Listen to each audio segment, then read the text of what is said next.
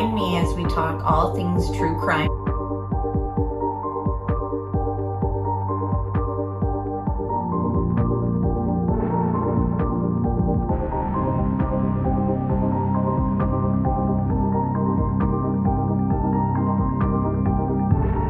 Made contact and shattered. Liberty, a missing 4-year-old. The parents have called the Odinism, but the mother has went for a walk. Came home, now they can't find her. They've been feeling worse. Turn it over to another agency. Let's get some help. Where are your kids? They've been missing for 4 months. You have nothing to say? You're over here in Hawaii? Chad, where are Lori's kids? 4 were stabbed multiple times and were likely asleep during the attack. Some had defensive wounds. Most of them had just like one that was the lethal stab wound.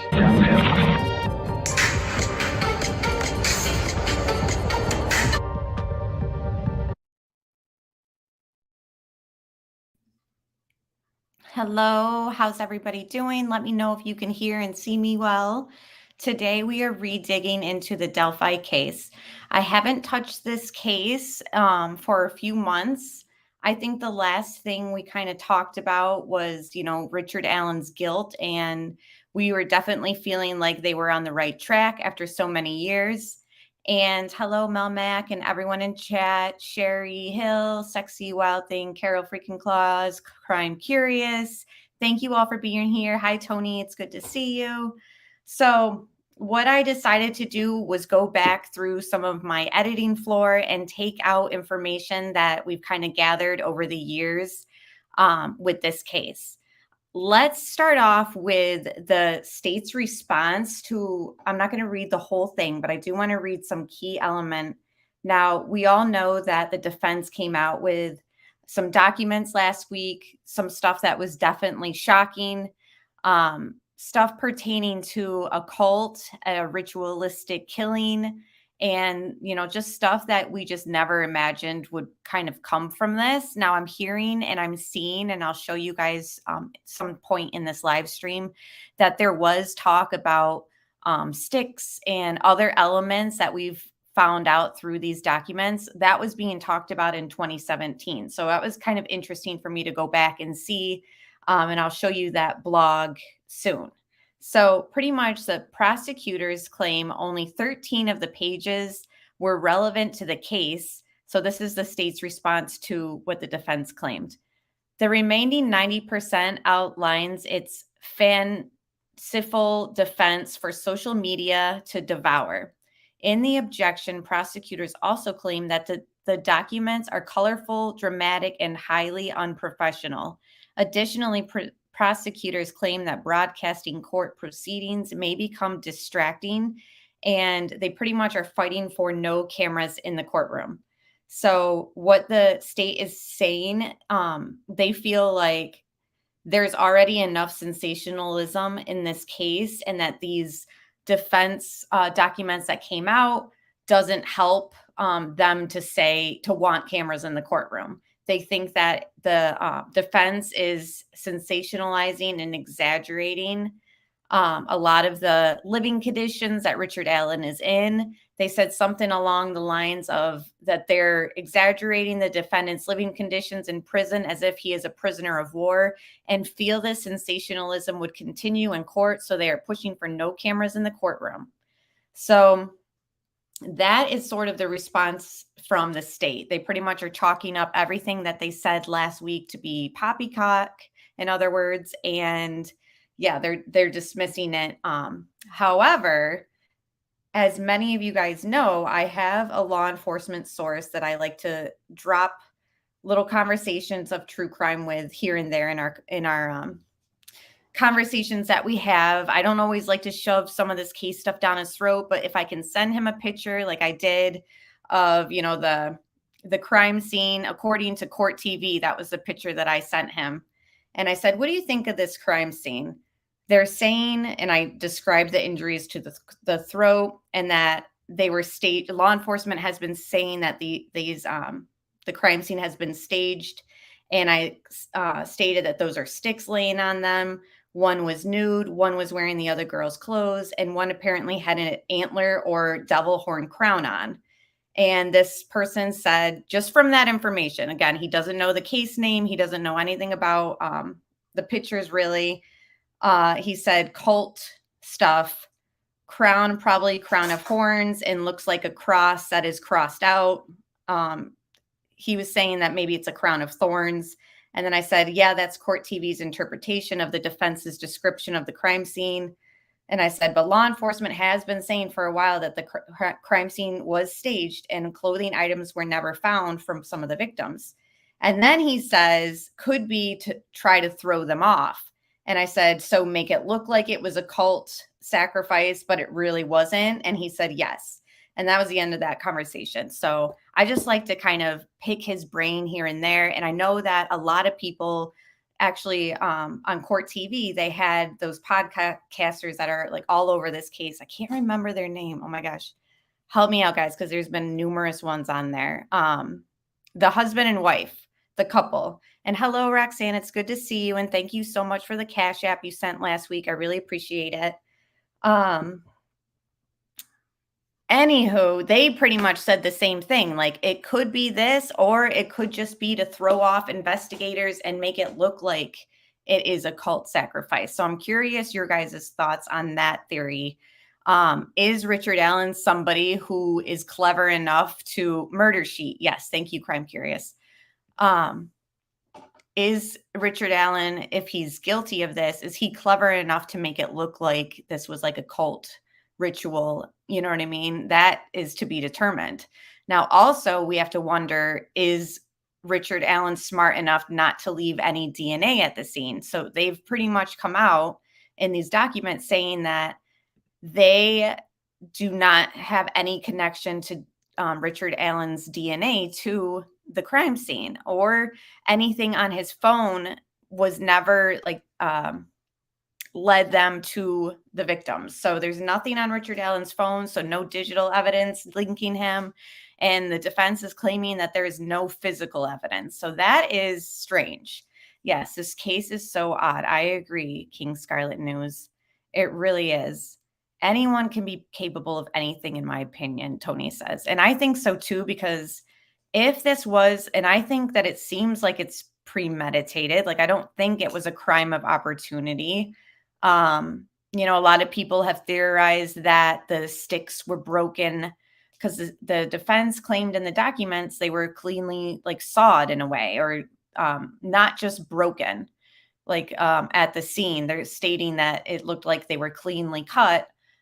So was this kind of premeditated, or were those sticks just out there for whatever reason like that? I don't know. And nobody really knows. But if you guys could just like the stream and subscribe if you haven't, that's really all I ask of you guys. And like I said, I just went through my editing floor on everything we have in this case, and I decided to pull out some of the main and important facts and stuff that it seems like we can rely on as facts at least. And yeah, we're going to hear the law enforcement's statements from the beginning, or at least until Richard Allen was arrested. I've got some of those sprinkled in there. I've also got legal experts' opinions in there from when Richard Allen made his confessions over the phone to his wife. And, you know, there's just some other things that we can go through, and we got to weigh out this whole thing in a practical manner. You know, is this something that points specifically and only to Richard Allen, or does it seem like there are a lot of other characters and reasonable doubt has definitely been sown? I believe that reasonable doubt has been sown with these documents. I know that there's a lot of experts that have sat back and been like, this is just way too far-fetched. But ultimately, it's going to be up to what the jury sees and what they think. You know, does it point only to Richard Allen? That's going to be a problem. So let me just play some of these clips. I'll pause it when I need to. And thank you all for being here.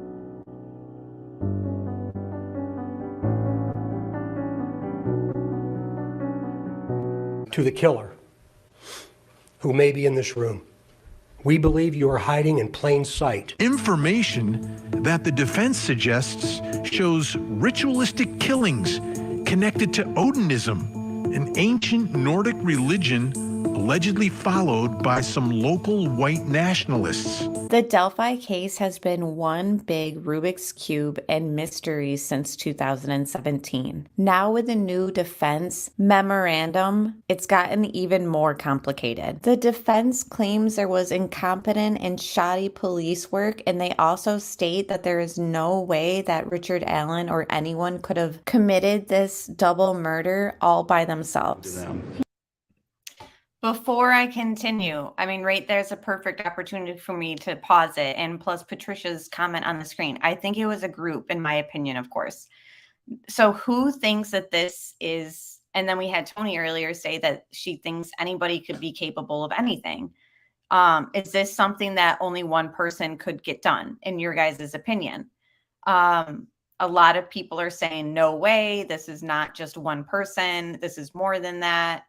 Others are saying absolutely one person could do this. I think even Mob Crew did a recreation, and it seemed like it was done in a speedy manner. It really depends on how prepped and prepared and premeditated this stuff is, in my opinion. But I think the only struggle I have is, I know that they're saying, well, he had a gun with him and you can control people very well with a gun. It's just, for me, like, how did neither of them try to run away, like to the point where like he had to shoot them or something, to stop them? But so Crime Curious, and if you guys need a read through of the documents, she has it on her channel. So you can just sit there and listen to it all without us kind of pausing and elaborating. Hello, Shay. It's good to see you. And thank you so much for sharing the stream to Twitter. So she said she thinks it's a group. It could probably be done by one, but I think a group. Now it's like, I feel like I'm in that same boat. Like, it just seems like one of the reasons why I really think that it could be more than one is law enforcement has been alluding to that since the beginning. And even when Richard Allen was arrested, they were still saying that they're open to exploring all avenues and perhaps entertaining the idea that, it wasn't just Richard. So the way that they've kind of left the door open, as well as the other people who have been kind of tied to this, and that's what I kind of wanted to show in these clips too, that it seems like there's some loose ends in this case regarding other people. Now, Ron Logan has passed away, but in my mind, I can't help but wonder, would a juror think that that's a loose end that never can be explained because he's passed? It's just, you'll see once we play more of this.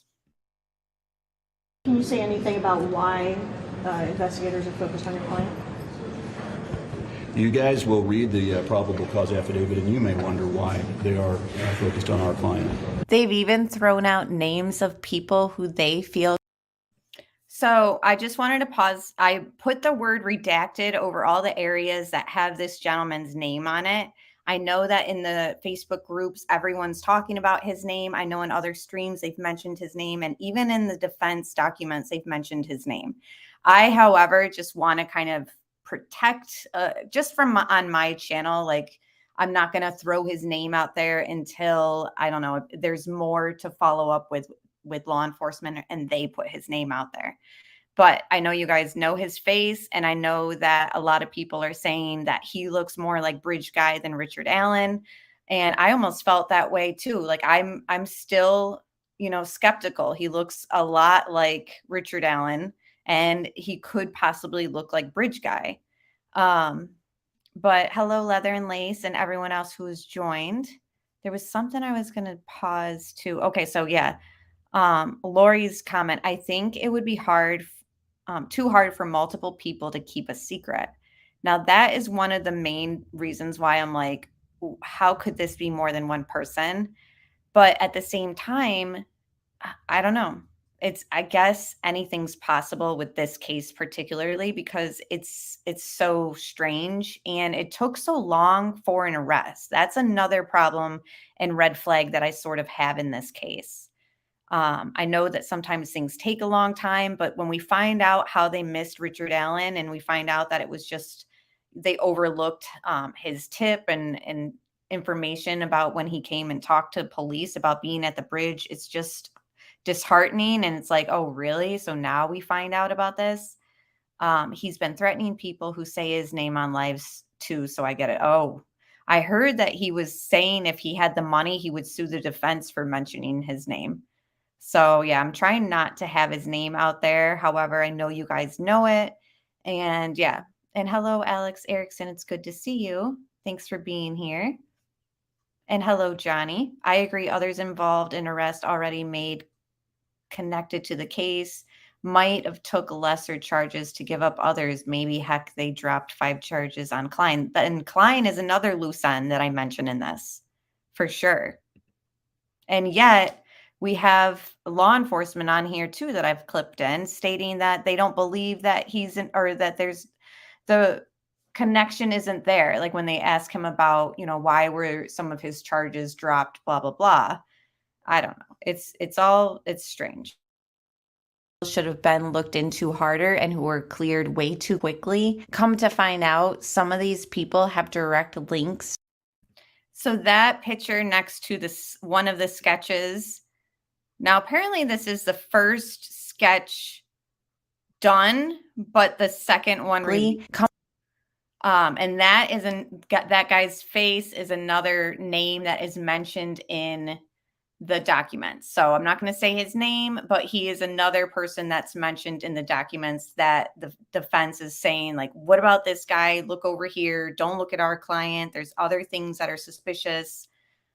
Just use the initials of people around the case. It's easier. I thought about it, but BH is so close to BG, and a lot of people do BG for bridge guy. So I was just like, But yeah, if we have to name him by name, I'll use his initial. But either way. Come to find out, some of these people have direct links to the victims. For example, this guy's son dated Abby. And that is just a clear on Facebook and in his own words that his son was a boyfriend to one of the girls. So in case we were wondering, well, what's the connection? We have the connection technically.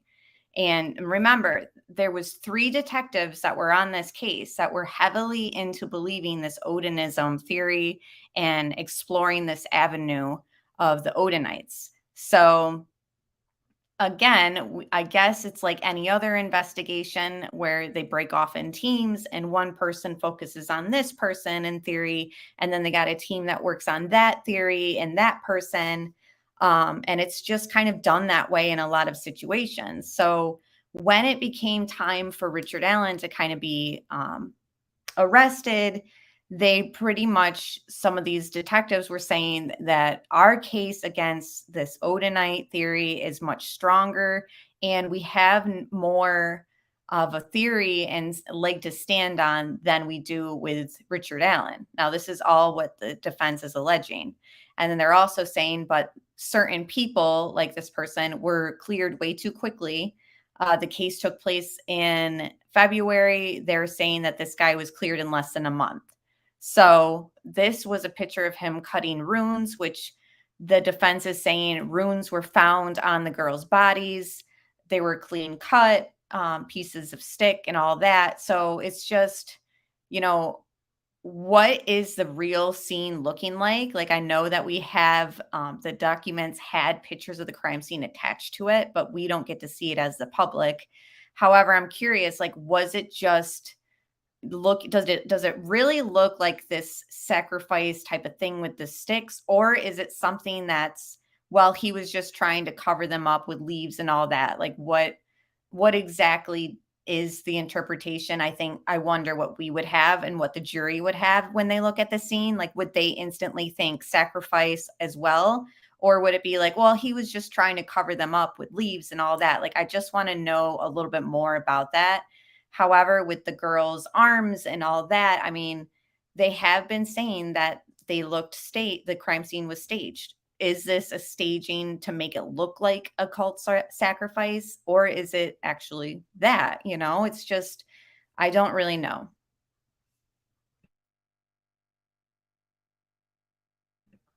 But these are just some more pictures that we have. And hello, Eddie. It's good to see you. Um, and that's the other thing too. I've seen somebody mentioned it in chat, and other experts have mentioned it too. This that was a painting that the guy did in that previous shot. I know you guys have seen it, and they're claiming that it looks a lot like the crime scene, how one of them were laying. This, I guess, apparently is one of his tattoos that he has. So people are saying that that looks like the way that the sticks were laid. Other people are saying, I don't think that there's a ritual or some sort of sacrifice on that date that takes place in Odinism religion. I haven't been able to explore that for sure, but that's just what I'm hearing. Like if it was something else and they connected it to, oh yeah, but in their scripture they say on this night on February 13th that they do this and that's the night that they got murdered. I haven't seen anyone come out and say that yes, that is the night that they usually do some sort of sacrifice or that that's a significant night. Alex says, I feel if it was staged to appear that way, they would find evidence of that in Richard Allen's devices and home. It's troubling how little they have to Richard Allen. I think I have on in this too, like what they collected from his house, and it's not much, and it's like, that's the whole other thing too, with the problem with Richard Allen that I'll get into too in this.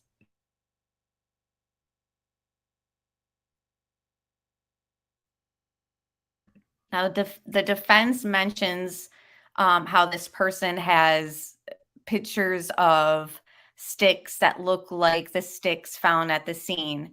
I don't know if these are the pictures that the defense was referring to, but these were open on his Facebook is public. That's the other thing too that I'm wondering, like if he was involved, this person, would he just have all this stuff that like points directly to him, like mimicking stuff from the crime scene? I don't know.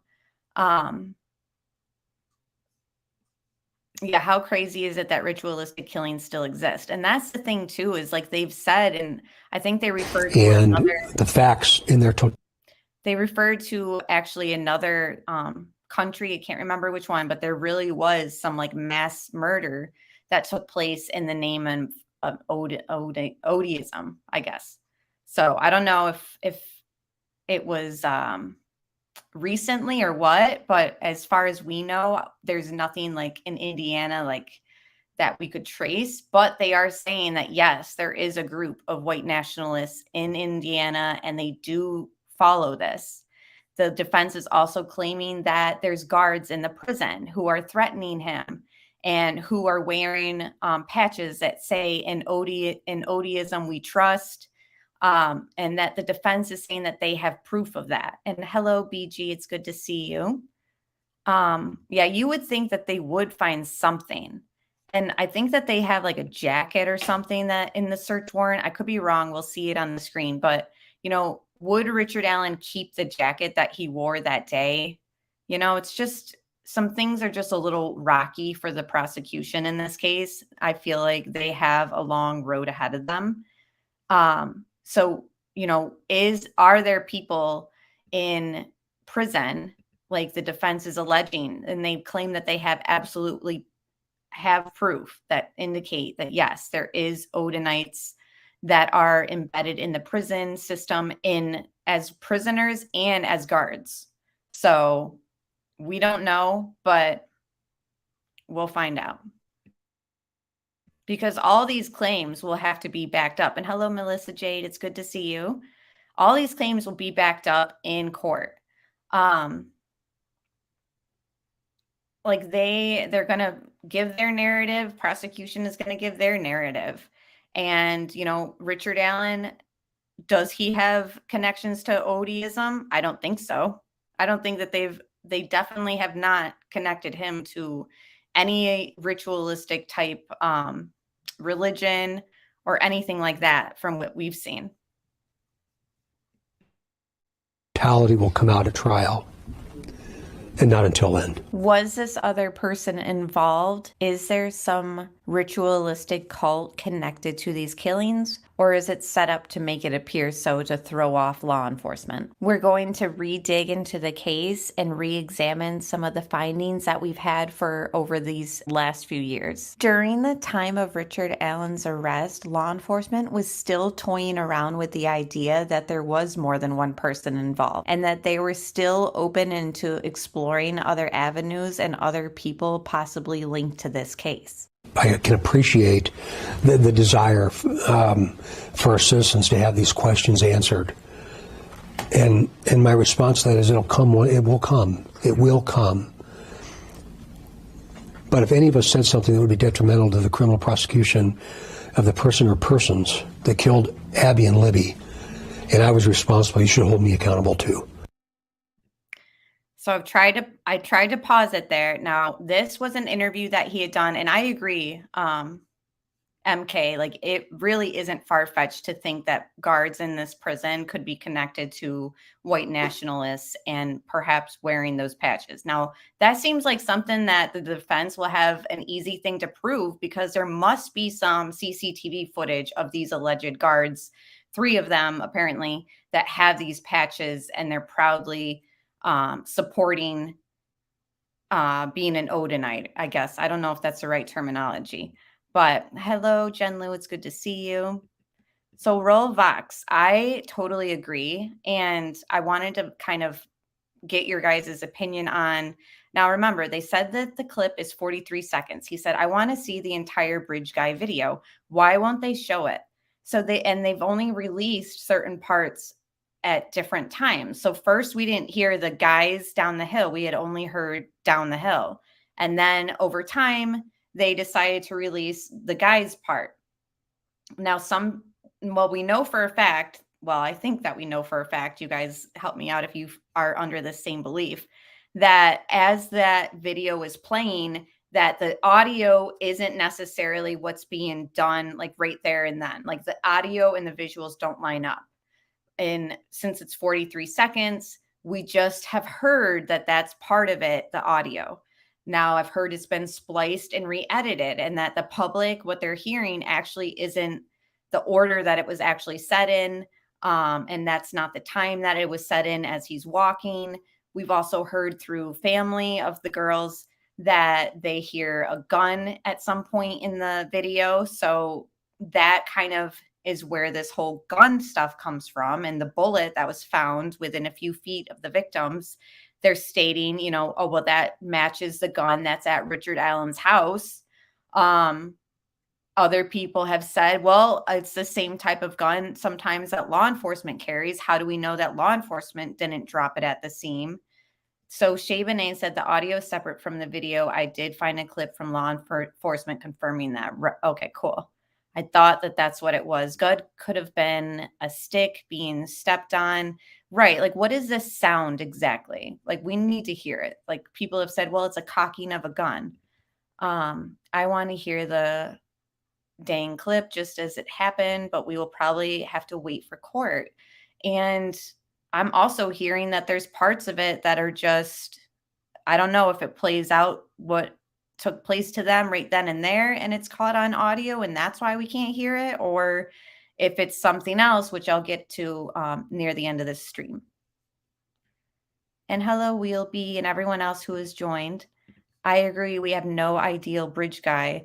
Could have just kept walking and was used. And apparently they're saying, like, no, this is the guy that killed them. So I've heard all people say also, like, well, how do we know that this wasn't just some random video she was taking and it has absolutely nothing to do with them and the murder? Well, I mean, it's fair to question that because we just don't have all the facts until trial. But I'm under the impression, and you guys let me know what you think, that they feel pretty certain that what took place on that video in that Snapchat with that guy that was there walking towards them is directly linked to it.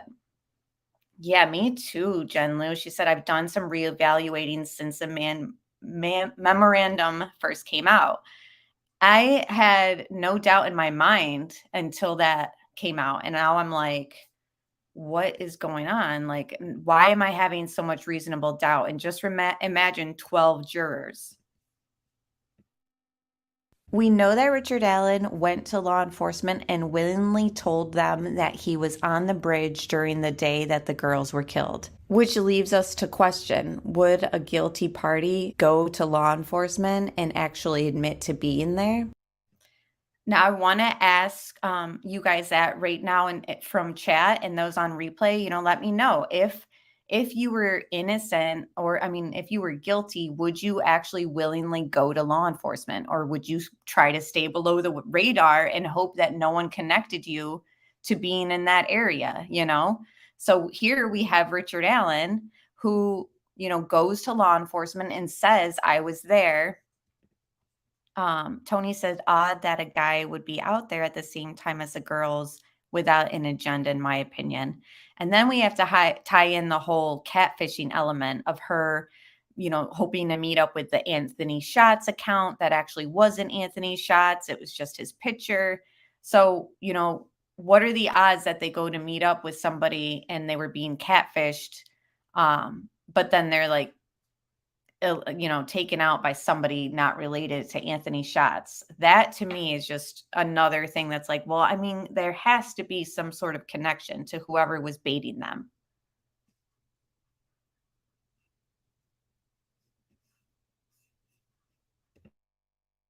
To play devil's advocate, for example, in the Koberger case, he's claiming that he was driving around that night, but yet we all hold it against him that he didn't go to law enforcement and tell them that he was innocently driving around. Now, I had to bring up Koberger because, with the car description that came out, and they said, we saw this car in some footage near the crime scene that night, and we just want to talk to the driver.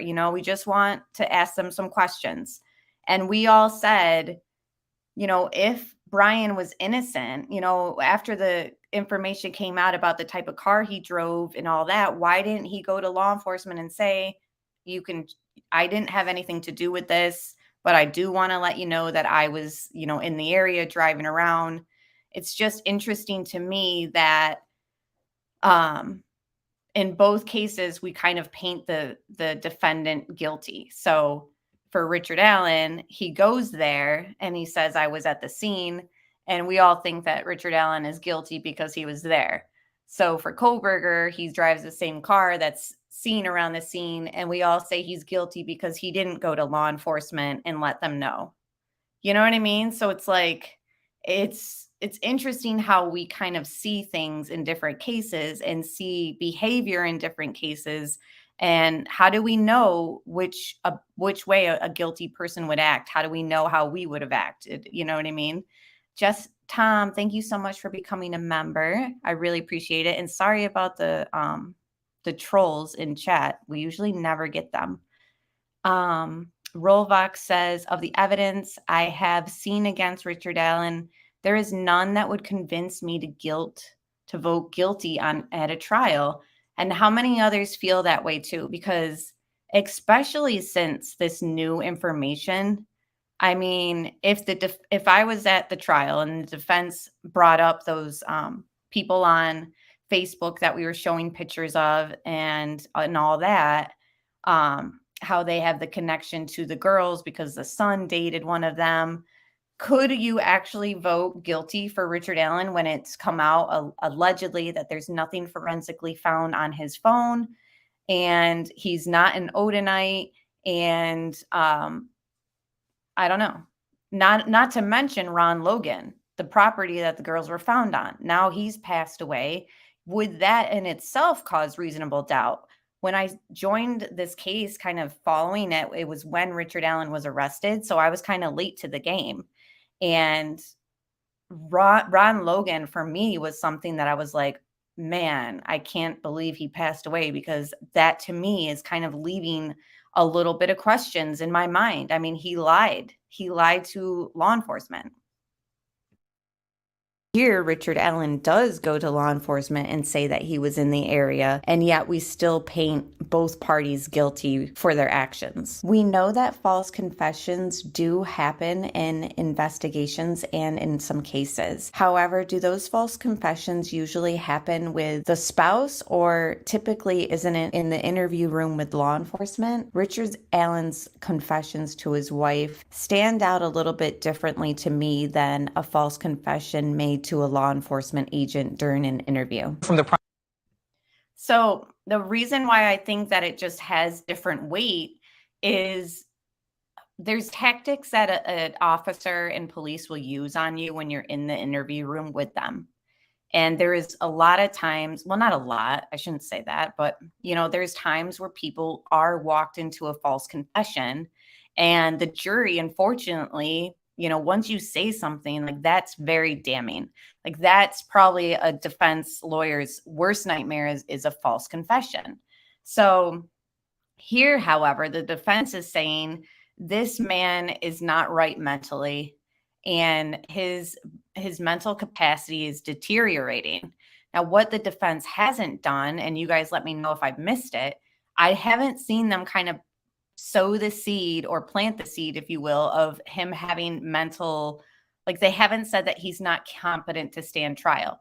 As of right now, I believe he's set to stand trial in January of next year, February of next year. So right now, I don't see them pushing some mental, like, incapacity, and that he's deteriorating on a stance through the court's, like, motions. They've stated it, and they're kind of excusing, well, that's where this false confession is coming from, and look at the conditions he's in. And even the prosecution today has said, like, they're painting it as if he's a prisoner of war. Like, he is not. But I haven't seen them, like, kind of file motions and kind of push towards, like, no, he's not competent to stand trial. He's, deteriorating in a way that's just not ready for him to go to trial. Yeah, exactly. A false confession is very difficult to overcome. Yeah, exactly. The Brendan Dassey, exactly. And dare I go there, but I mean, Chris Watts said that Shanann was the one that killed the girls. And we all know that Shanann didn't. I mean, at least I'm fairly 100% confident that she didn't kill her kids that night. But yet he was arrested and booked, and you can't come back from that. Once you say something in the interview room, even if the evidence at the scene doesn't match that, because he said that she strangled them and they weren't strangled, they were smothered. So that evidence didn't match. And yet anything that you say, like, in those interviews, the jury is going to take to heart, and they're going to hold you for what you said. So yeah, the bridgehead board's missing. This isn't going to be live streamed. The state is totally against it. Exactly. And we kind of talked about the state's filings today in the beginning of the stream when I was reading through the part where they're saying, like, that the defense has sensationalized this so much that there's no way that they want media in there. So now we're going to listen to a defense lawyer who's been commenting on this case for a while. I think I have his name on the screen, but yeah, he's going to give his take on the false confessions.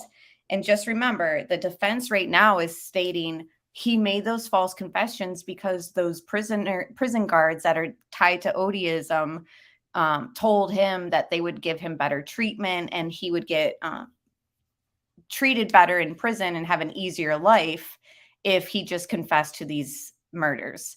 So is that possible? Will the jury think that that's possible, that he was being threatened? Because they're going to need to explain these false confessions that he said to his wife on the phone, or alleged confessions, whichever. Prosecution that Allen allegedly confessed to these murders. We're seeing in the court docs. He told his wife, and he told her multiple times during a phone call. Is this a smoking gun? It absolutely could be.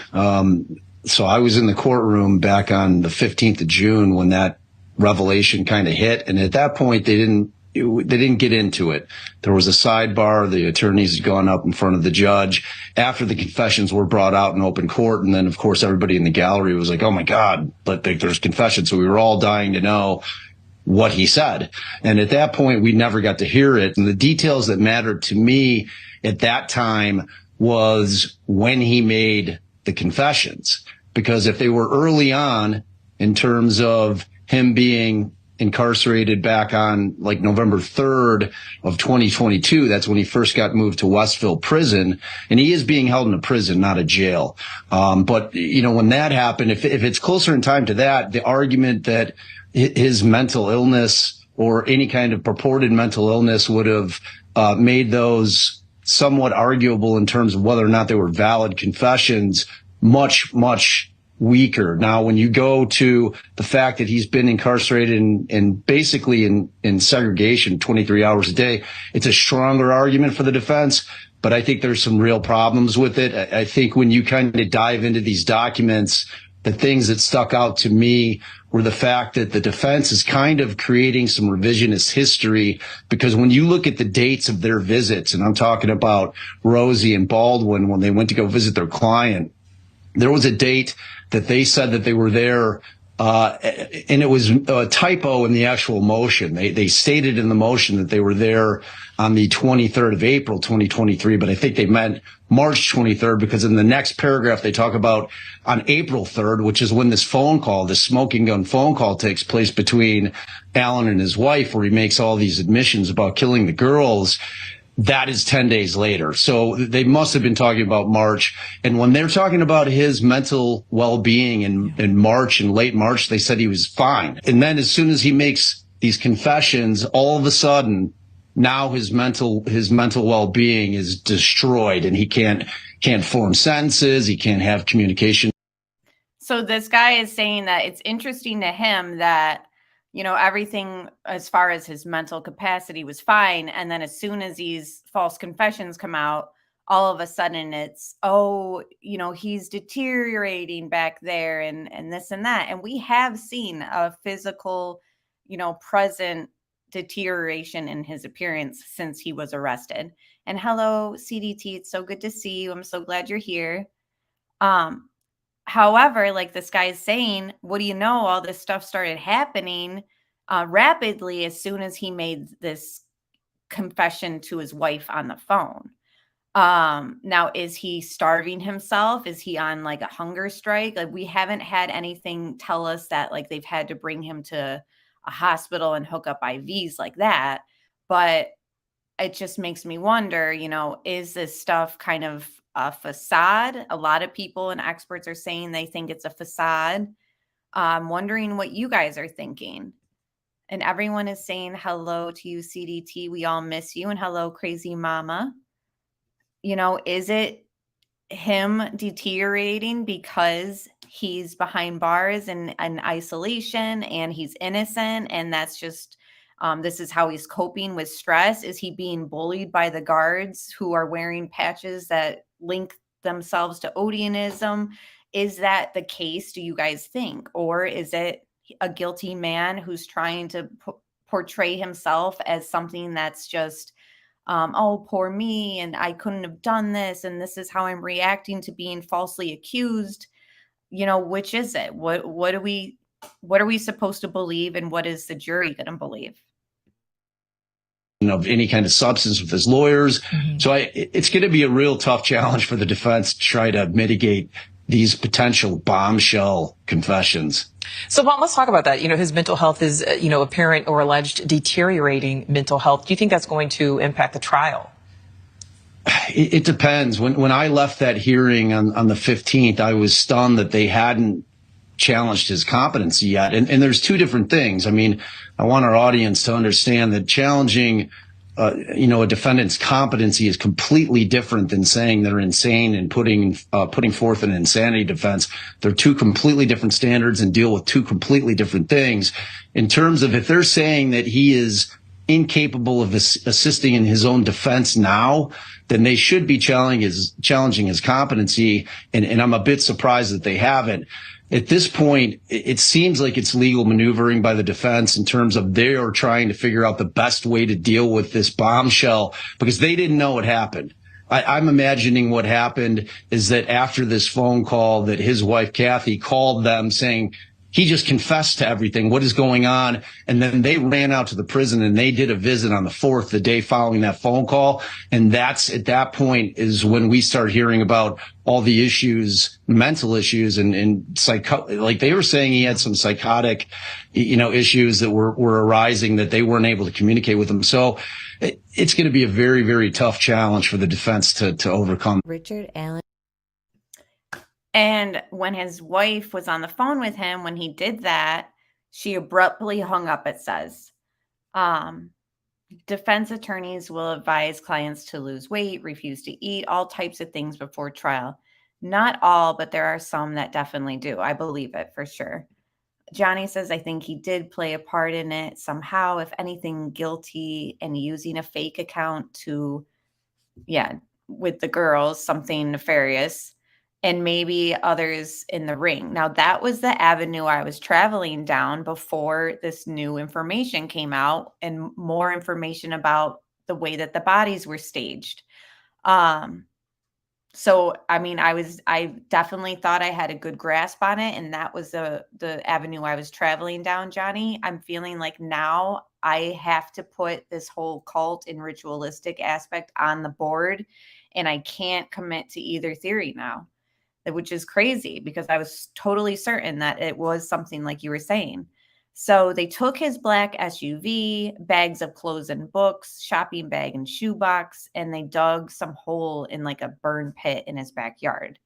I want to say that they took a jacket that looked like Bridge Guy's jacket, but I don't know. You guys help me out on that aspect. You might know more than me. Was near the Monon High Bridge in Delphi, Indiana on February 13th while Libby and her friend Abby went for their hike. It describes how video retrieved from the victim's cell phones that day showed a male subject wearing a dark jacket and jeans approaching the two teens when one of the girls mentions gun. Towards the end of the video, prosecutors say a male suspect is heard telling the girls, guys, down the hill. That was the last anyone ever saw Libby and Abby, whose bodies were found near a creek the next day. A .40 caliber unspent round lay less than 2 feet from their bodies. One witness later told cops they saw a man matching Allen's description, muddy and bloody, walking away from the scene later that day. So this information is coming from the PCA, and when Richard Allen was arrested, and they're reiterating resewing the information about what the eyewitnesses saw on the bridge. Now, the defense is claiming that one of the witnesses never said muddy and bloody, like the clothing, that she had only said muddy. Now, the reason why muddy and bloody is kind of important is obviously because of the way that the scene, the girls passed. And an FBI agent for the search warrant for Ron Logan's property said that someone would have to have, who committed this crime, no doubt would have had blood on his or hers body. So it's interesting if it's true that this witness, which we will find out, I mean, these are stuff that the defense will show us at trial. If this witness, who the PCA really relied on as one of the pieces together to go after Richard Allen, if this witness really did just say muddy clothes and never said the word bloody, like, for me, that's a problem, unfortunately. And the prosecution will have to climb uphill to kind of fix that, because they stated it in the search warrant for Ron Logan's property, like something about an eyewitness, and then they stated it in the PCA, and we haven't heard, obviously, the interview from the eyewitness, but that's problematic if that's the case. What do you guys think? Prosecutors claiming he had killed the two teens while trying to kidnap them. Investigators reviewing prior tips encountered a tip narrative from an officer who interviewed Richard Allen in 2017. Mr. Allen was on the trail between 1:30 and 3:30. He parked at the Old Farm Bureau building and walked to the new Freedom Bridge. While at the Freedom Bridge, he saw 3 females. He noted one was taller and had brown or black hair. He did not remember description nor did not speak with them. He walked from the Freedom Bridge to the High Bridge. He did not see anybody, although he stated he was watching a stock ticker on his phone as he walked. He stated there were vehicles parked at the High Bridge trailhead, however did not pay attention to them. He did not take any photos or video. Investigators discovered Richard Allen owned 2 vehicles in 2017, a 2016 black Ford Focus and a 2006 gray Ford 500. Investigators observed a vehicle that resembled Allen's 2016 Ford Focus on the Hoosier Harvest Store video at 1:27 p.m. traveling westbound on CR 300 North in front of the Hoosier Harvest Store, which coincided with his statements that he arrived around 1:30 p.m. at the trails. Investigators note witnesses described the vehicle parked at the former Child Protective Services building as a PT Cruiser, small SUV, or a smart car. Investigators believe those descriptions are similar in nature to a 2016 Ford Focus. On October 13, 2022, Richard Allen was interviewed again by investigators. He advised he was at the trails on February 13, 2017. He stated he saw juvenile girls on the trails east of the Freedom Bridge and that he went on the Monon High Bridge. Richard Allen further stated he went out onto the Monon High Bridge to watch the fish. Later in his statements, he said he walked out. Just want to pause it real quick before I forget. Isn't it interesting, maybe not to you guys, but so Richard Allen says that he was at the bridge that day because he wanted to watch the fish. And also, Ron Logan, when he lied about where he was, he said that he was out buying tropical fish.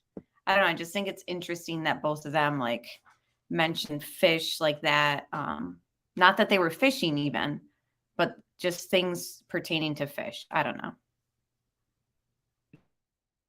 To the first platform on the bridge. He stated he then walked back, sat on a bench on the trail, and left. He stated he parked his car on the side of an old building. He told investigators that he was wearing blue jeans and a blue or black Carhartt jacket with a hood. He advised he may have been wearing some type of head covering as well. He further claimed he saw no one else except for the juvenile girls he saw east of the Freedom Bridge.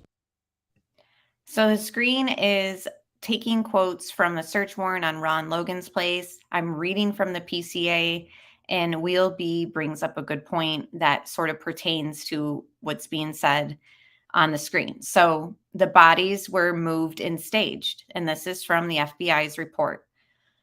You know, why the heck would Richard Allen leave a bullet at the scene? Makes no sense to me. Anyone else?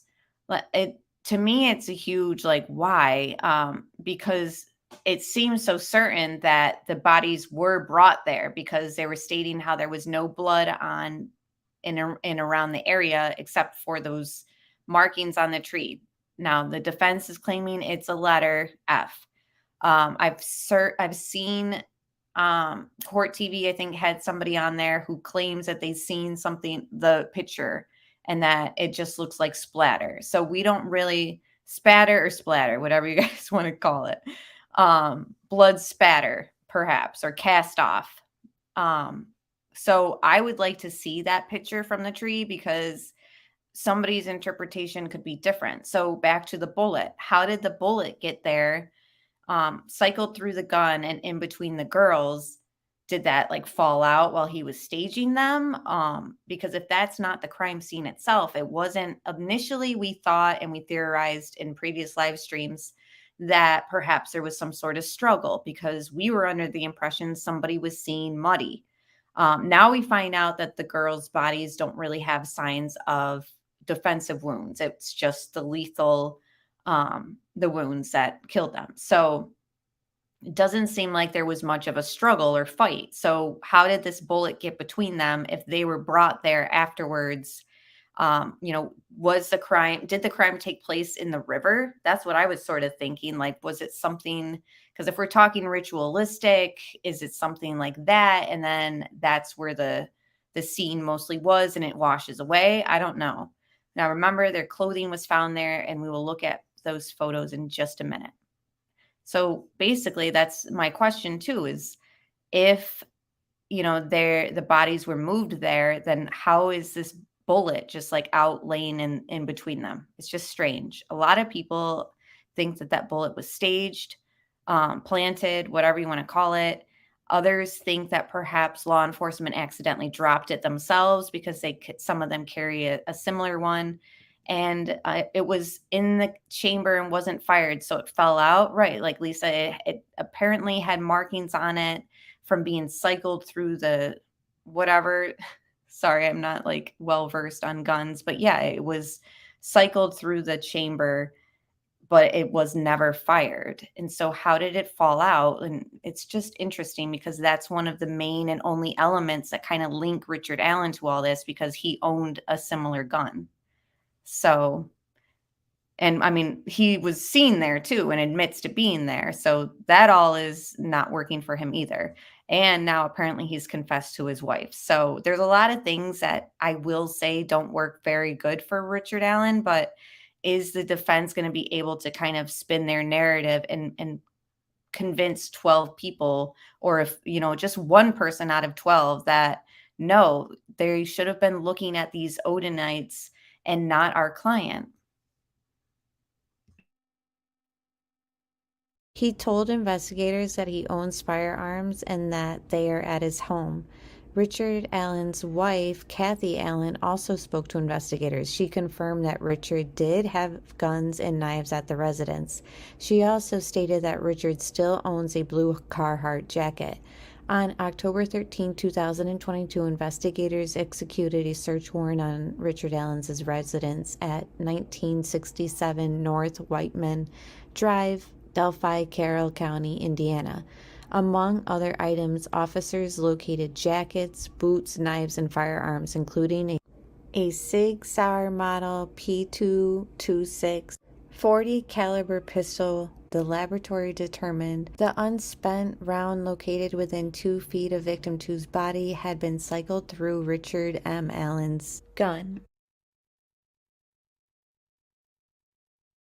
Ron Logan lying about his whereabouts the day that the girls were killed is still a loose end that unfortunately we'll never get to be able to dig through and dissect further, as he has passed away. Many are still convinced that Ron Logan was involved and that he is the voice in the Bridge Guy video. Keegan Kline is another mysterious element to this case. What is the connection? Is there a connection, or has he been a red herring this whole time?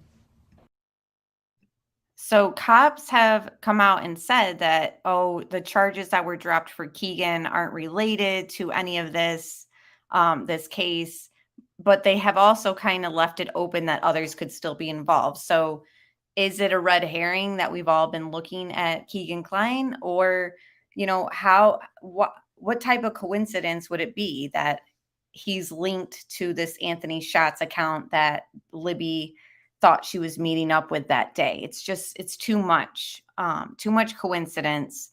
But I'm starting to wonder, what exactly is the connection to Richard Allen, Keegan Kline? Because it doesn't seem like anyone's been able to kind of link them. So I don't know. They planted that round into evidence after racking it through his pistol, in my opinion. And it's interesting how, when you register a gun, and they even have his wife's interview stating like, yes, he owns firearms, the state would know who would own a similar gun to that, right? I mean, it's not like it's a mystery, and they wouldn't be able to find that out. So I don't know, just playing devil's advocate there. The 2 sketches of the suspect have always been something that has bothered me in this case, mostly because they just don't look alike at all. It also seems as though the eyewitness accounts in the PCA and the search warrant describing Bridge Guy and the guy who they believe was Richard Allen all come up with different descriptions of him, or they're extremely vague. Do you think that this sketch could actually be this other guy that the defense has mentioned? The document written by an FBI agent describes what investigators found when they discovered the bodies of Abby Williams and Libby German on February 14th. The agent writes a large amount of blood was lost by the victims at the crime scene. Because of the nature of the victims' wounds, it is nearly certain the perpetrator of the crime would have gotten blood on his person or clothing. Authorities also found that 2 articles of clothing from one of the girls was missing from the crime scene, while the rest of their clothing was recovered. It also appeared the girls' bodies were moved and staged. The agent goes on to say, based upon my training and experience, it is common for perpetrators of this type of crime to take a souvenir or in some fashion memorialize the crime scene. The agent also references the video on Libby's phone, confirming it was 43 seconds long. Up until now, only a few seconds have been made public. It's this short audio clip where you hear the suspect talking to the girls. The agent also confirms the girls were being followed by the suspect on the Monon High Bridge Trail. The agent also says there were no visible signs of a struggle or fight. The search warrant is for the property of Ronald Logan, who owned the land where the 2 girls were found dead. You see him here in this video shot by Wish TV in 2017, just days after the girls were murdered. It describes his activity the day the girls went missing. The agent says Logan claimed someone drove him to an aquarium store in Lafayette on the afternoon of February 13th, at the time the girls disappeared. But the agent says these statements were found to be factually false and intentionally designed to deceive law enforcement officers. The agent says Logan contacted his cousin and asked him to tell that story before the bodies were found. Based on investigators' experience, it is reasonable to believe that the creation of an alibi prior to the discovery of a crime indicates culpability or knowledge of the crime. Monday afternoon, I was in Lafayette Aquarium World getting a tropical fish for my aquarium. So when I came home, one of the neighbors stopped and asked for permission to come back here and look for the missing girls, and that's the first time I knew anything about it. So I fooled with my tropical fish the whole time that the search was going on Monday night, but then they didn't find them until Tuesday at around noon or 1 or whatever it was. So when he said noon or 1, whenever it was, keep that in mind, okay? So Ron Logan is claiming that they found the girls' bodies around noon or 1. And then this next clip came from a Facebook group in regards to the person that the defense has threw their name out there for everyone to hear, and who has defended himself over and over since being accused in the beginning with all this. The father of the son who dated one of the girls, allegedly. Initials are BH. So Indiana does not require the registration of firearms. Interesting, Rilvox. That's good to know. So then maybe they weren't in a catalog registration area where law enforcement could know that Richard Allen had it. Or maybe it was. Maybe, I know it says does not require it. So does that mean nobody does it? Either way, I'm interested to know more about linking Richard Allen to all this, because that gun and the bullet but found between there is a little problematic. And like you said earlier, that a lot of people call the science that they use to kind of compare the bullet at the scene to bullets, the casing imprints and all that, like that they found from the gun at his house. Some people call that junk science, and the defense at trial is going to put their experts up there, and they're going to pretty much probably say, like, yes, this is junk science, or not anything you can really hang your hat on or give some sort of probability, like the typical defense will do with their experts and all that. So remember, the times that they apparently found the girls were afternoon and around 1. And now listen to the bridge guy voice. And then they compared it to that other guy, BH, who the defense is kind of saying and pointing the finger at, like, look over here. He's an Odinite. He might have had something to do with this ritualistic sacrifice. So do you hear a similarity in the voices? They even say, he even says the word down, which is in both audio clips. To me, in my, well, I'll tell you after, because I don't want to sway your guys' opinion either way until after. One or whatever it was. I hope you can fight. Like I said, just come on down here. We'll hash it out. So hold on, I'll play it one more time.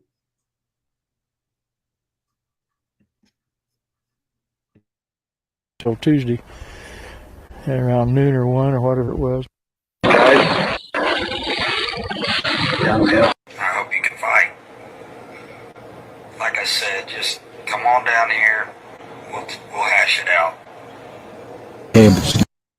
And now we're going to hear Richard Allen's voice as compared to that. Now, he doesn't say the word down like that guy did, but I feel like that it didn't sound as close, in my opinion. I'm not saying that that guy should be written off as somebody like to look into, or that I'm like settled on like, no, he's not involved. But I'm just saying, like, to me, the bridge guy voice and that guy's voice, like, I wasn't like, oh my gosh, I'm stunned.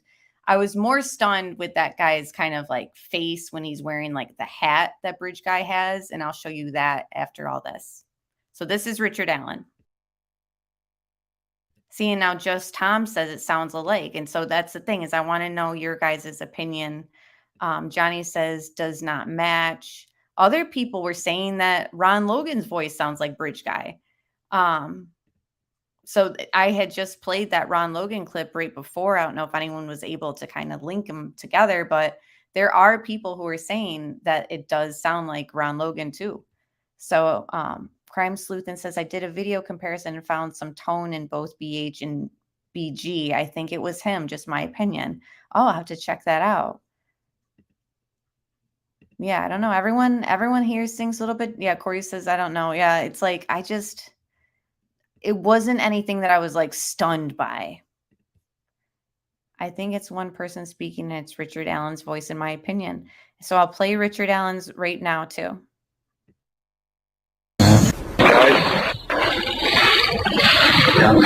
There's the word start coming up.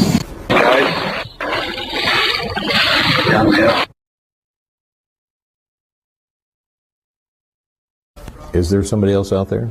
Right now, we've arrested Richard Allen, and that's what the courts have allowed us to do. We are going to be searching for anyone involved in this case until it's over. Now that right there, is there somebody else? He doesn't exactly say no. He says that they were only able to arrest Richard Allen right now. So that leaves the door open to me for everything that the defense has kind of brought forward to kind of, wow, what if there are more people and they are connected to these Odinites? Or what if Ron Logan was involved too? Or, Keegan Klein, where does he fit in with the Anthony shots? It's like, there's so much going on in this case. Isn't it just like a circus? Other people are saying that sounds like Richard Allen more. So it's just interesting.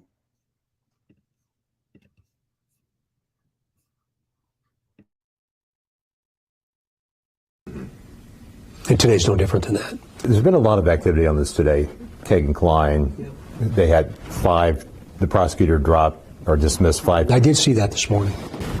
Is there any correlation between those charges being dropped and the search that was performed in the Wabash River? No, absolutely not. Has he? I think he was charged with 30 counts. They've dropped 5, he still has 25, so it's important to report that too. Right. The case has not been dropped against Keegan Klein. I asked Superintendent Carter if Klein had been cooperative, and he declined to discuss Klein any further. In 2019, Indiana State Police released a... So here's the part of loose ends in this case that we kind of were talking about too in regards to the sketch. And in my opinion, it's been confusing. It's been problematic. It's been very up in the air about which sketch we can kind of rely on as who did this to the girls. I don't know how you guys feel. There's other people who have studied this case since the very start that won't even discuss the topic of the sketches because it's just so people debate it all the time, and it's not a good part of this investigation, I guess you could say. It's just kind of confusing to me. Sketch of a man thought to be a suspect in the murder of Abby and Libby. 2 years later, investigators released another sketch. And now here's the other thing too, is they didn't release the sketch right away. And then they did, but the one on the right was actually the first one drawn. So that was one of the first eyewitnesses' sketches, like their remembrance of what took place. And then they released that one second. So then the second one was drawn from another eyewitness. And pretty much the defense in their documents are saying that the eyewitness was frustrated when she realized her sketch wasn't the one that was put out there. Now, again, this is their interpretation of this witness's statements. We don't get to see the witness's exact statements until maybe trial. So was she really frustrated? The defense is claiming that she had said that it looks nothing. The one that they released first on the left looks nothing like the guy that she saw. So that is just problematic in itself too.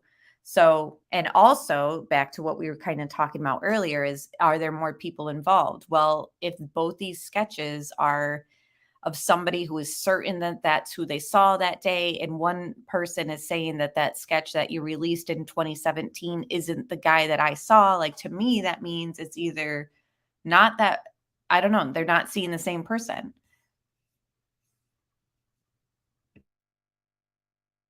Of a much younger man. That guy and that guy, there's a lot of similarities. How did we get from here to here? Well, I think that, remember, I've said from the very beginning, since 2017, a sketch is a sketch, it's not a photograph. That's the first time I've seen that. Really? Yeah. And I've also indicated over time that I think once we get to where we are today, we'll be able to look at the similarities of the two sketches and make a photograph, which will be Richard Allen. I think there's a little bit of both. So he's claiming that these sketches together make Richard Allen, but he's also left the door open for there being others involved. So that to me is also interesting, especially since the defense is saying, like, we have an eyewitness who's upset that this sketch was released because it's not the one that she said and person she saw. So it's interesting that this the law enforcement's stance on it is, well, if you combine it, it's Richard Allen. And I don't regret the strategy to do what we did.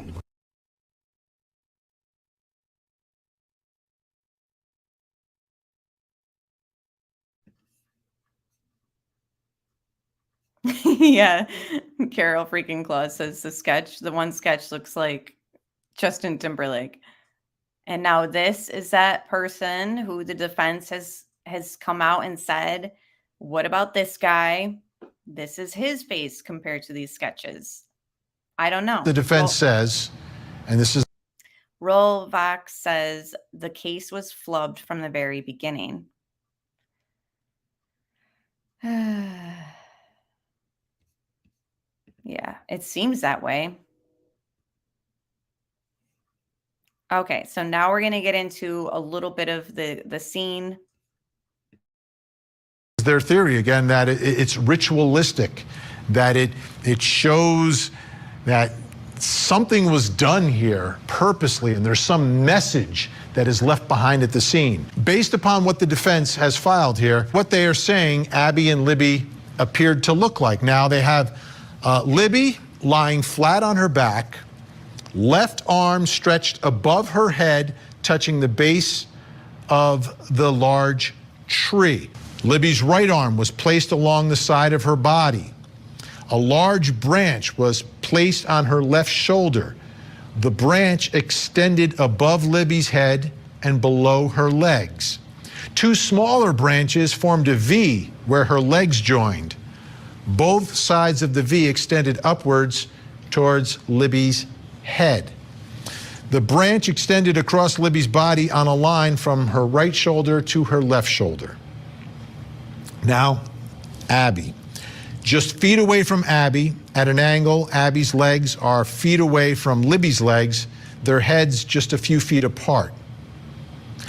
Abby was on her back, elbows were bent with her arms placed on her chest, Abby's left hand and arm near the left side of her face, right hand and arm near the right side of her face. Okay, there, a little bit of interpretation, however you interpret that, that's how we are, but it could be different, but it's something like that, I would think. Abby's left leg was straight while her right leg was bent at the knee. Her bent right leg was under her left leg. 3 tree branches were placed on top of Abby in the shape of an asterisk. Above Abby's head, smaller sticks placed over her hair, crudely mimicking horns or antlers. K-Braze, that's sort of what I was saying. Like, I would need to look at the pictures, the real pictures, not just listen to the defense's interpretation of what was going on at the scene, because I agree with you. It could definitely be what you're saying. Like, I kind of thought when I heard the sticks, if you try to cover up a body just with just leaves, it would be an outline of the body. But if you put a structure over it, it might not be, or look obvious. And that's, that's fair to question because we don't have the actual photos. We just have the interpretation, and we need to see it. And the defense and the prosecution is going to put their story of what we're looking at. Now, which one is the jury going to believe? I think I see exactly what you're getting at, because look at how many leaves are out there. Like, was it something where it was like, okay, let's make it look like this and not that? It could be.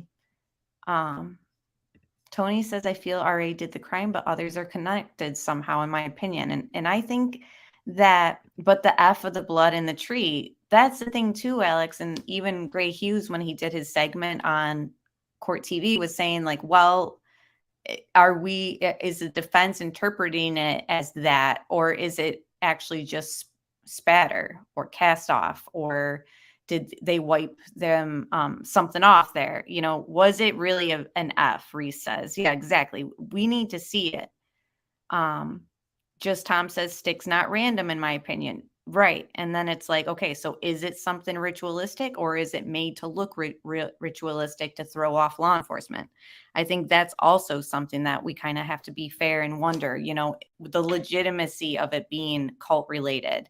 Because at first glance, and after hearing that, it's kind of like, how can it not be? How sophisticated is this person? Because we don't have any DNA linking Richard Allen to the scene. It's just interesting. Now, the lack of DNA, like I was saying earlier, did the crime itself take place in this river? This is why I said, when Ron Logan said that the bodies were found around noon or 1, this is the photos of the clothing that was found in the river there. Give me a second. Just want to make sure I'm sharing my screen. So, thank you, Alex. I think I got it at the dollar store, actually, for Christmas, and then I just threw it on. So the reason why I'm stating, if the bodies weren't found until noon or 1, to me, these photos, not only is it problematic that they were leaked, and now this is just the clothing found in the river, so you're not going to see anything, obviously, of the scene. We've kind of already looked at a lot of what they claim it looked like in their in Court TV's representation of it. So this says, and this is somebody who's been following the case. This was posted, I don't know when. I think this has been like updated, but regardless, the following photos were sent to me anonymously and purport to have been taken with a smartphone by civilians prior to the arrival of authorities, shortly after the discovery of the bodies of Abby and Libby. I have not confirmed their authenticity. I have watermarked photos, blah, blah, blah. Okay. So this is just showing like the date that it was found. That here we see the tie-dye shirt. So yeah, it says that a civilian took this photo prior to police showing up. The black Nike shoe, a white pair of underwear, a tie-dye t-shirt. So apparently they've blocked out the person taking the photo. So the issue is, why were there civilians, taking photo or up in this area? And who were they? So he says it's an anonymous source. It's very interesting. And this has the date on it. So you know that the time that this was created is exactly what it says. And these were found before authorities showed up. So just makes me wonder if the crime itself, the throat cutting, took place maybe in the water. I don't know how you guys feel about that. Because they were saying there was just a lack of blood at the scene, and that's why they believed that they were moved and staged there. And this is a sock. There were items of clothing that have never been recovered.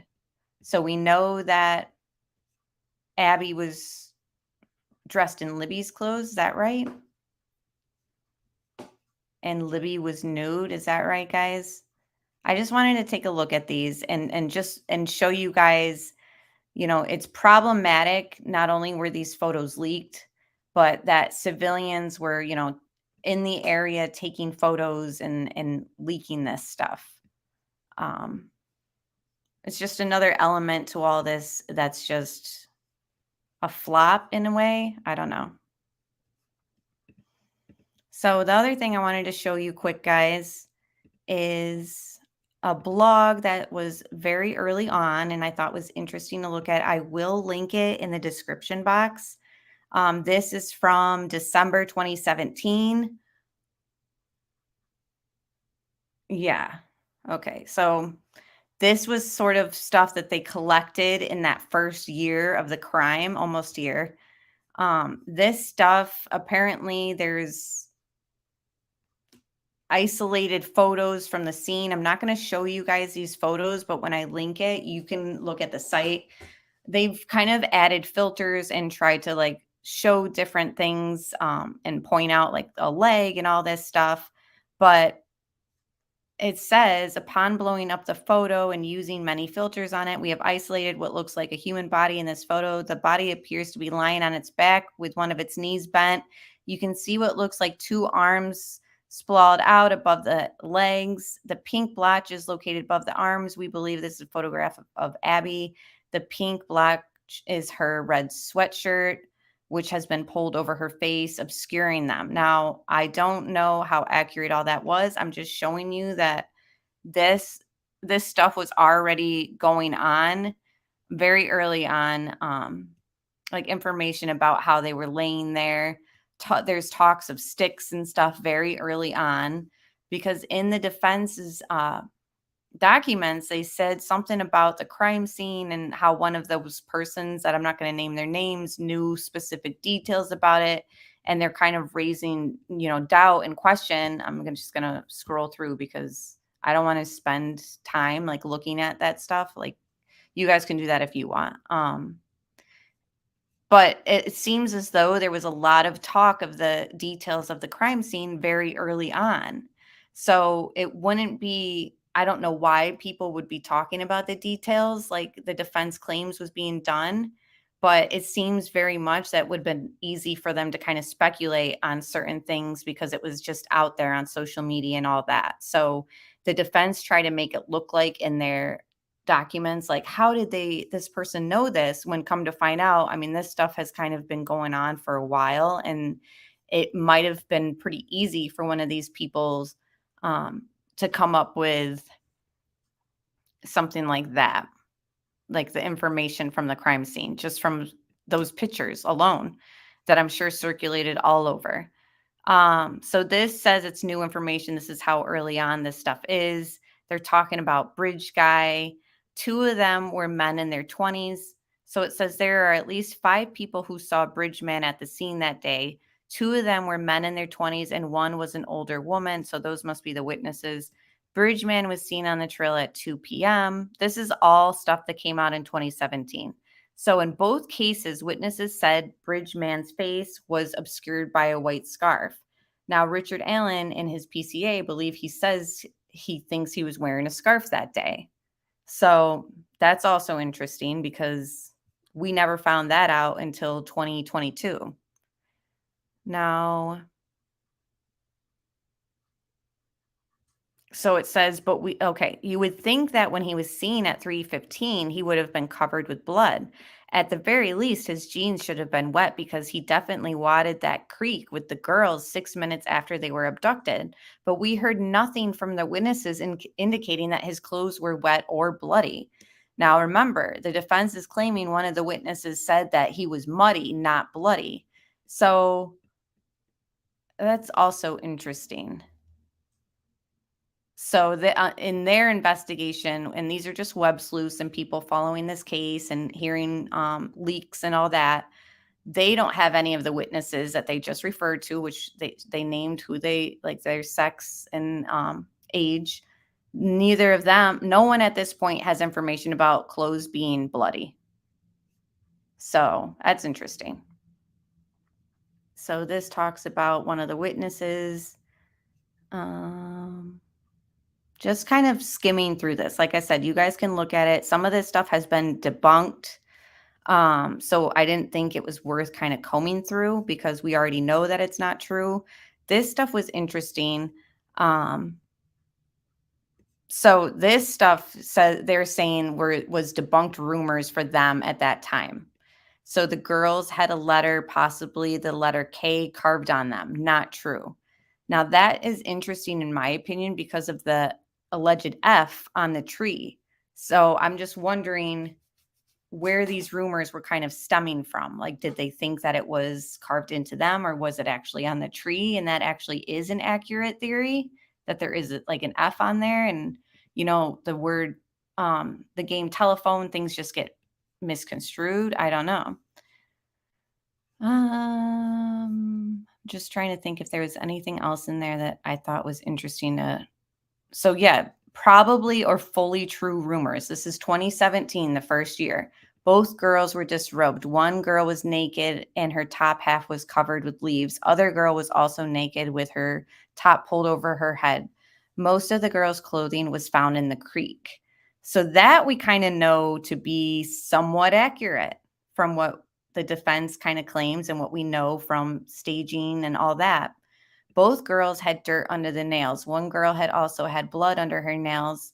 The other girl's nails were badly tore up. Now, they said that one of the girl's arms were raised above her head and it was covered in blood. So these rumors are like interesting.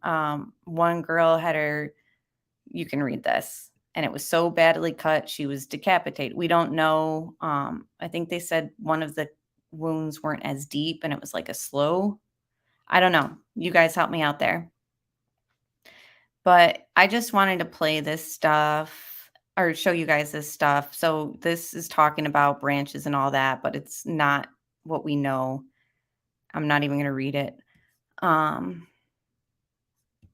So yeah, you guys can just look through this. I thought it was interesting to kind of see like the information that they had gathered very early on in the case, the first year, and the theories that were being said, and to kind of see all that. So they're already wondering, composite photo of the Delphi killer suspect, where's the huge nose? So I've been ridiculed to heck and back for thinking that Bridge Man is wearing a fake nose. Right now, it appears that I am the only person who believes this. No one agrees with me. Okay, so I don't think he's wearing a fake nose, but this is sort of evidence of people just not matching the first sketch released. And again, this is not the first sketch written or drawn. I'm sorry. This is the first one released. Second witness came up with this one.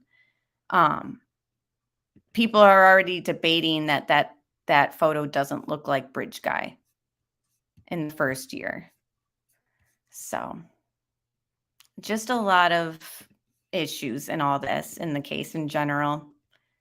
Yeah, twisted as hell. Yep. So there was somebody that is following this case very closely, and I don't know his name, but he was on court TV. I was going to play it, but I just really don't want to go too long. I'll sum it up for you guys. He says that in his investigation with his sources, and I don't know if this is 100% accurate. I'm sure you guys heard it or seen this segment. It was recent. He claims that the guys down the hill are two different men. So we have already stated that law enforcement has confirmed that the time in the audio, like on the visual and the audio, are not synced up. So it's not like he's walking and he's saying guys down the hill. But now we have this whole theory that it's two different guys, two different people at the scene, at least stating that on the video. So I want to know your guys' opinion there. So do you think that there's more people involved? Then that would have to be true, or could very well be true, that that's two different guys. So they're saying down the hill is one person, and the person who says guys is another person in that 43-second clip. If RA gets killed or in jail or dies, I won't be shocked. I wouldn't either, at the way that this case has been going. I mean, I hope that doesn't happen, but like, I don't know. This case is just so strange. So I don't know. What do you guys think about the theory that that's not even one person claiming that? But thank you guys all for being here. Really appreciate it. So Corey is saying I'm thinking more for sure. Thank you guys so much for being here. Again, there's a lot of stuff that we can uncover in this case and re-examine together, and we'll do so. But I definitely believe and feel strongly that reasonable doubt has been sowed by the defense. I don't know. It's going to be interesting to follow this. So my live streams are on Tuesdays and Fridays now in the evening. So meet me here Friday. I don't know which case we'll be discussing. We'll see. I'm still in an Idaho 4 series that I'm doing, where we kind of examine some of the biggest questions that I have. And I'm also looking into the Ruby Frankie case and other cases too. So we'll be, yeah, Angela, I will post those links in the description box so you guys can visit them. But yeah, we'll talk soon. I usually like to keep my streams an hour now, but we went a little bit over this week. But there's just a lot to go through and talk about. So I really appreciate you guys being here, and we'll talk very soon. Goodbye.